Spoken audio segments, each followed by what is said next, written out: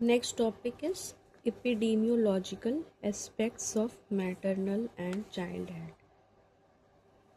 It involves the study of disease pattern.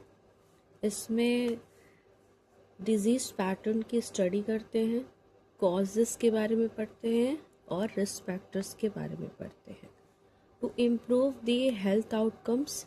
किसके लिए?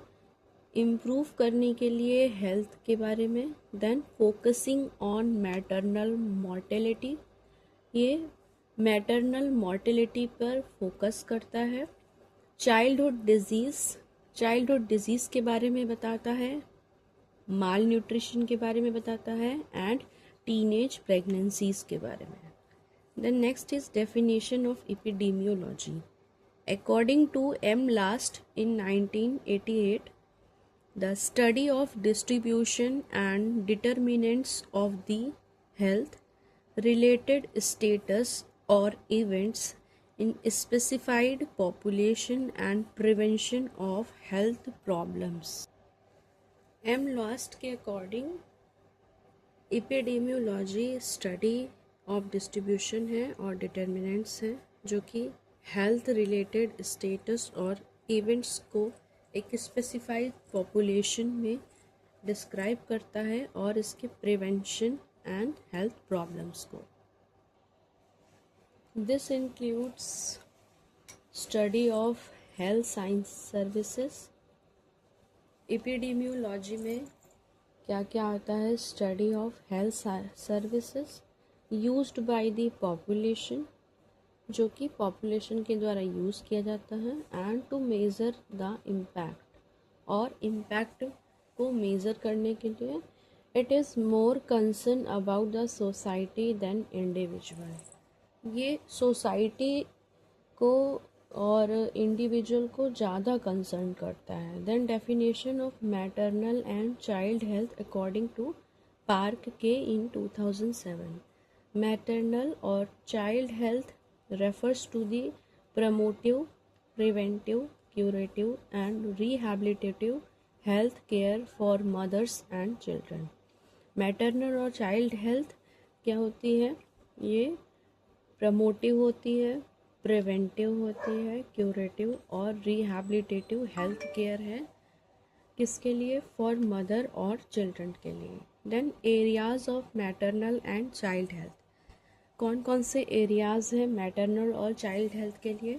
First है आपका maternal health, then child health, family planning, handicapped children, adolescent health, health aspects of care of children in special setting such as day care. Then next है आपका mother and child one unit. This is the first point. During antenatal period, fetus is an integral part of the mother. इसका मतलब है antenatal period में जो foetus होता है, fetal का, it is the integral part of the mother. ये mother का इंटीग्रल पार्ट होता है, मतलब सबसे इम्पॉर्टेंट पार्ट होता है ताकि उसकी ग्रोथ एंड डेवलपमेंट प्रॉपरली हो, एक वन यूनिट के अंडर में आता है। देन नेक्स्ट है health of the mother and the child are interrelated. Mother और चाइल्ड की जो हेल्थ होती है वो एक दूसरे से इंटर रिलेटेड होती है। Next point is mother can transmit certain diseases to the child during pregnancy. Mother से कुछ जो डिजीजेस होती हैं वो चाइल्ड को ट्रांसफ़र हो सकती है during pregnancy. Breast feeding is a regulatory process during early childhood. Breast feeding का जो प्रोसेस होता है वो रेगुलेटरी प्रोसेस होता है ड्यूरिंग अर्ली चाइल्डहुड, मतलब जब बच्चा छोटा होता है तो मदर को रेगुलरली उसको फीड कराना चाहिए, ब्रेस्ट फीड कराना चाहिए till 6 month. Then mother initiated primary socialisation to the child. ये क्या कह रहा है कि मदर इज़ इनिशिएटेड, मदर जो है ये चाइल्ड में सोशलाइजेशन को इनिशिएट करती है, स्टार्ट करती है क्योंकि ये जो बेबी होता है only known with the mother and mother can only explain about the socialization to the child. Then next is epidemiological aspects of maternal and child health. The study of distribution and determinants of the health related status or events in mother and children, and the application of this study to the control and the prevention of health problems related to mother and child. Distribution और determinants की study related to health status और events in mother and children. ये application जो होता है ये study करता है कंट्रोल और prevention of the health problems को जो कि मदर और चाइल्ड से रिलेटेड होते हैं. If follows systemic assessment of the health of the women in reproductive age. ये क्या फॉलो करता है epidemiological aspect. Systemic assessment means according to semesters mother का assessment, health assessment.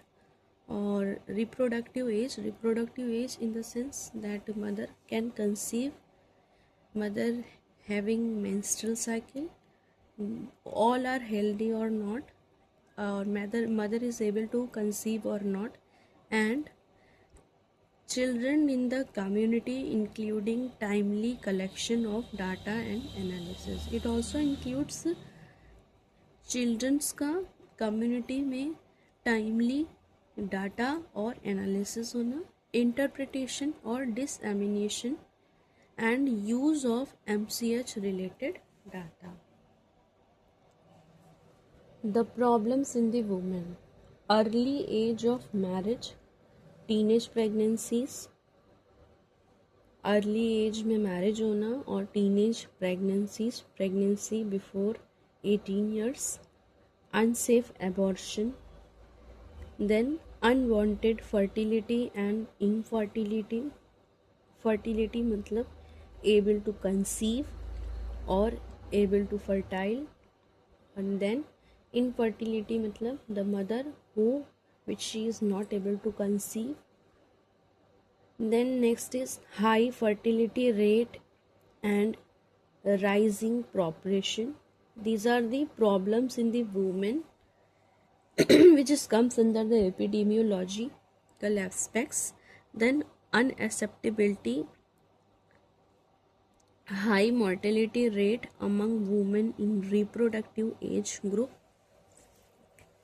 Next is, इसका मतलब है unacceptability, high mortality rate, mother is having high death rate among the women in reproductive as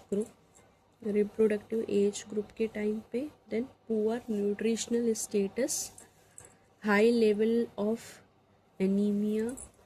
अगर poor nutritional status है mother का तो उसको high level of anaemia की भी प्रॉब्लम होती है. देन रिप्रोडक्टिव ट्रैक्ट इन्फेक्शंस जिसमें STD, sexually transmitted disease and emergency problems of HIV AIDS, because the management of HIV AIDS is prognosis or complicated. Then unfavorable sex ratio, gender discrimination. Unfavorable sex ratio means the person which she wants boy or girl, this is the problem. Then gender discrimination is the person which she wants the boy but she is not aware about the criticality. Then low level of literacy among the females में literacy सबसे ज़्यादा problem create करती है, जिसमें if the person is illiterate this will create a problem in epidemiology. Low status of women and heavy workload and violence against the women. Low status of women का लो status बहुत ज़्यादा heavy workload और violence होने की वजह से भी problems होती हैं वुमेन में। Then next is problem in children and adolescent. First is children, low birth weight कम होना, unacceptability high mortality rate during early childhood period में जो मॉर्टेलिटी रेट होती है, जो डेथ रेट होती है, वो हाई होती है because that time baby is having low birth weight, it is not managed properly. Then poor nutritional status, अगर पुअर न्यूट्रिशनल स्टेटस है तो हाई लेवल ऑफ एनीमिया होने के ज़्यादा चांसेस होते हैं। Then next is acute respiratory tract infections, it is most common in childrens, acute respiratory tract infections. then diarrheal disease, diarrhoea सबसे ज़्यादा कॉमन है। High level of school drop outs, the children which she or he is not getting enough education, और कुछ school drop outs जो होते हैं वो भी आपके इसी कैटेगरी के अंडर में आते हैं। अगर वो स्कूल ड्रॉप आउट हैं तो they will continue for the child labour and child abuse. Then social problems of the adolescent, drug abuse and sexual problems. Social problems of adolescence में आपका ड्रग अब्यूज़ आएगा, ड्रग्स एडिक्शन हो सकता है, और sexual problems हो सकती हैं। देन डिसेबल्ड चिल्ड्रन के अंडर में आपका physical, mental and behavioural problems वाले चिल्ड्रंस आएंगे in street children. These childrens if they are not properly treated or neglected child, this will come under this category, disabled children. Then adolescent, problem of adolescent girl, teenage pregnancy before 18 years, depression, malnutrition। Adolescent problems में आपका teenage pregnancies आएगा, अगर teenage pregnancy है तो adolescent में depression भी हो सकता है और माल न्यूट्रिशन भी। Then next is epidemiological triad related to mother and child. Triad मतलब 3, एजेंट, होस्ट एंड एनवायरनमेंट। यहाँ पे 3 सर्कल हैं, ये एक बीच में ट्राइंगल है, बीच में MCH है, मदर और चाइल्ड हेल्थ केयर के बारे में बताया गया है। एजेंट जो है वो चाइल्ड है, देन होस्ट जो है वो मदर है, देन एनवायरनमेंट है। इन तीनों को हम ट्राइड के ट्राइंगल में डिस्ट्रीब्यूट करते हैं। देन सबसे पहले आपका आता है एजेंट जो कि चाइल्ड है, उसके अंदर में क्या क्या आएगा, सबसे पहले आता है फीटल लाइफ। फीटल लाइफ में आपका क्या क्या चीज़ें होती हैं, पहला nutrition, change in the hormone level, then growth and development. Foetal life में सबसे ज़्यादा इम्पोर्टेंट क्या है, न्यूट्रिशन, अच्छा न्यूट्रिशन होना, change in hormonal level, hormones का लेवल जो है वो चेंज होते रहता है, घटता और बढ़ता रहता है according to growth of the neonate. Then growth and development, growth और डेवलपमेंट जो है वो कंटिन्यू होती रहती है चाइल्ड की। देन चाइल्डहुड में nutrition is very important because for growth and development nutrition is play a very important और vital role. Then physical care में बेबी का physical care, all physical care आएगा, उसका हाइजीन, उसका sleep pattern, then everything physical care. Then growth and development according to age. then socialization in society में वो किस तरीके से एक दूसरे से कोरिलेट कर रहा है, दूसरे से कैसे अपने आप को एक्सप्रेस कर रहा है। Then care during illness, care during illness means if the baby is sick that time care उसको प्रोवाइड करना। देन नेक्स्ट है आपका होस्ट। होस्ट जो है मदर है। देन उसके लिए भी आपको न्यूट्रिशन सबसे ज़्यादा इम्पॉर्टेंट है। फिजिकल हेल्थ मदर की बहुत ज़्यादा इम्पॉर्टेंट है, बिकॉज मदर अगर हेल्दी होगी तभी वो चाइल्ड को केयर कर पाएगी। Then genetic inheritance it also very important. Then genetic inheritance मतलब तुम्हारा जो जीन्स के थ्रू नेक्स्ट प्रेगनेंसीज होनी है, जो भी कल ट्रेट मदर्स और पेरेंट्स से बच्चों को मिलते हैं, जो भी कैरेक्टरिस्टिक्स उनमें डेवलप होते हैं, that is genetic inheritance. Then social status मतलब मदर का सोशल स्टेटस कैसा है, वो सोसाइटी में अपने आप को कैसे मेंटेन कर रही है, कैसे IPR मेंटेन कर रही है। देन एनवायरनमेंट आता है। एनवायरनमेंट में फिजिकल एनवायरनमेंट उसका कैसा है, वो कैसी जगह पे रह रही है, उसका माहौल कैसा है, वो हाइजीन मेंटेन कर रही है कि नहीं, वो अपने आप को फूड हेल्दी रख रही है कि नहीं रख रही है। देन बायोलॉजिकल आता है।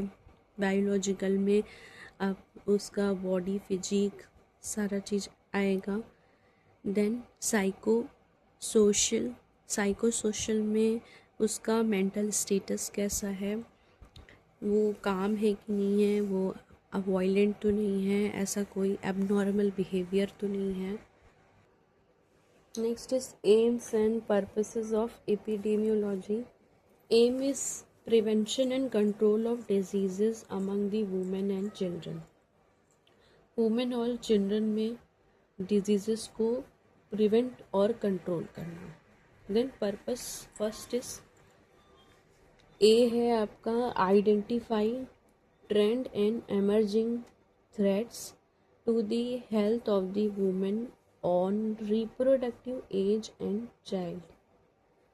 ये क्या आइडेंटिफाई करना है हमको वुमेन और रिप्रोडक्टिव एज चाइल्ड में, कि जो भी एमर्जिंग थ्रेट्स हैं, एमर्जिंग थ्रेट्स मतलब जो चीज़ें खतरनाक हैं, जो चीज़ें हेल्थ के लिए हानिकारक हैं, उनको थ्रेट्स को, उन नेगेटिव्स को रिमूव करना, उनको आइडेंटिफाई करना और पता लगाना।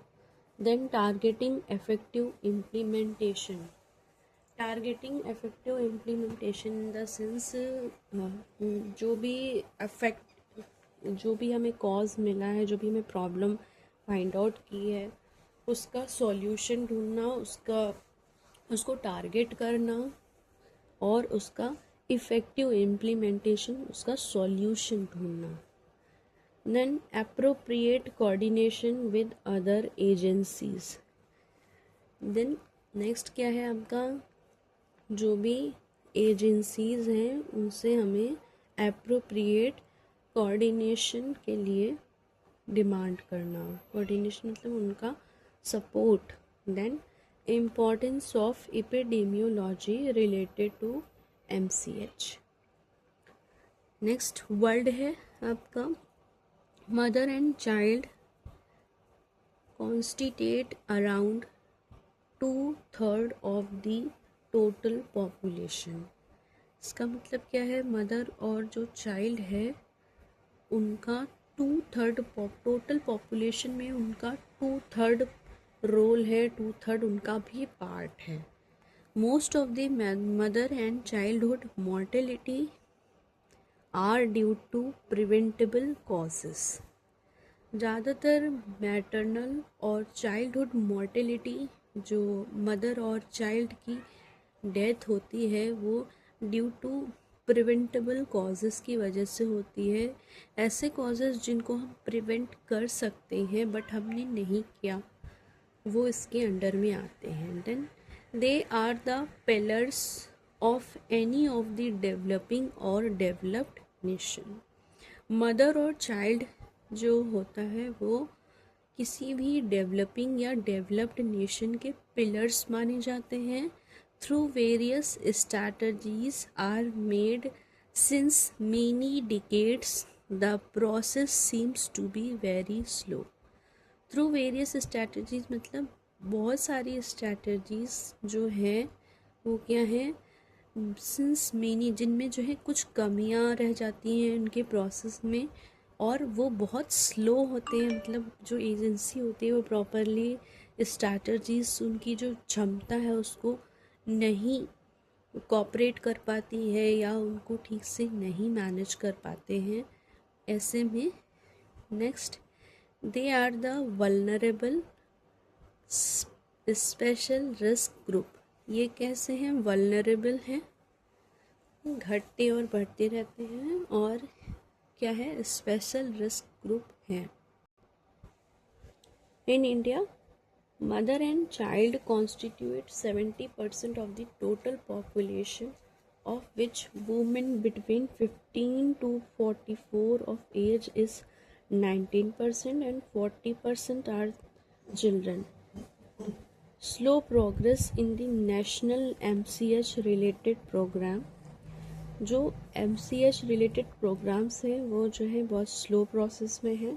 Then newly emerging problems India में है, देन अनयूटिलाइज्ड फंड्स हैं, then poor distribution system of skilled services and transport, these are the problems, then unmet needs of contraception. Unmet needs मतलब those contraceptual needs which is not met. Then we will continue this topic in next lecture.